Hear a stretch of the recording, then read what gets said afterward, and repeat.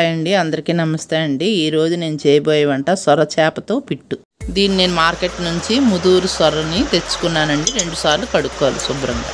కడిగేసిన తర్వాత చిటికెడు పసుపు వేసి కొంచెం నీరు వేసి ములిగినంత బాయిల్ చేస్తున్నానండి స్టవ్ వెలిగించుకొని.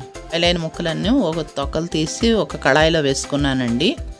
వేసుకొని కొంచెం దీనికి ఇంగ్రీడియంట్స్ పక్కన పెట్టానండి. అల్లం, వెల్లుల్లి, ధనియాలు, జీలకర్ర, ఆవాలు,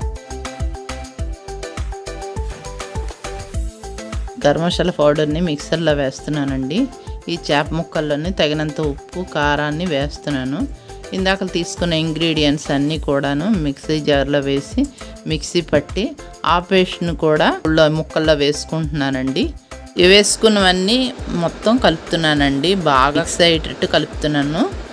తర్వాత దీనికి కావలసిన ఉల్లిపాయ ముక్కలు, పచ్చిమిరపకాయ ముక్కలు, కొత్తిమీర, కరివేపాకు, కళాయిని పొయ్యి మీద పెట్టి తగినంత నూనె వేసి ఆ ముక్కలన్నీ దాంట్లో వేసి వేయిస్తున్నానండి. ఉల్లిపాయలు బాగా గోధుమ రంగులో వచ్చే వరకు బాగా యాగనిచ్చాక ఇందాక కలిపి పెట్టుకున్న ముద్దను అందులో వేసి ఒక పావు గంట సేపు సిమ్లో పెట్టుకొని పోయి బాగా యాగనివ్వాలి.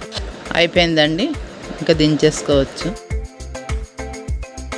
వేడి అన్నంలో వేసుకొని తింటానండి, చాలా టేస్టీగా ఉందండి. ఇది మంచి మెడిసిన్ కూడాను. స్కిన్ అలర్జీ ఉన్నవారు అలాగే బ్లడ్ని కూడా క్లీన్ చేస్తుందండి. సొర్ర వల్ల అంత మంచి విశేషం ఉంది. ట్రై చేయండి మీరు కూడా. Thanks for stopping by. మా ఈ ప్రయత్నం నచ్చినట్లయితే లైక్ చేయండి, షేర్ చేయండి, ఫాలో చేయండి. Stay safe folks. Bye bye.